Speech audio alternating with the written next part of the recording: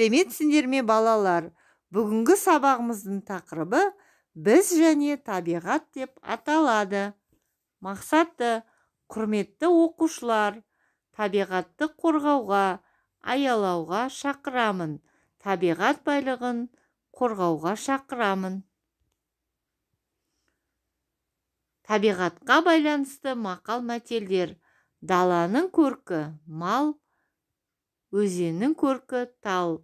Орман ел дәулеті, ел жер сәулесі. Таста тамыр жоқ, суда қаймақ жоқ. Ендеше балалар, сендерді табиғатты аялауға шақырамын.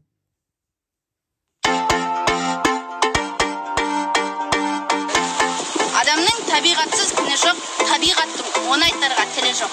Жер қазына су қалқақ. Таза болса табиғат, аман болар адамзат. Жер ырыстың кіндігі, еңбек ырыстың қазығы. Көлдің көркі құрақ, қолың көркі бұлақ. Бұлақ көрсе көзін аш.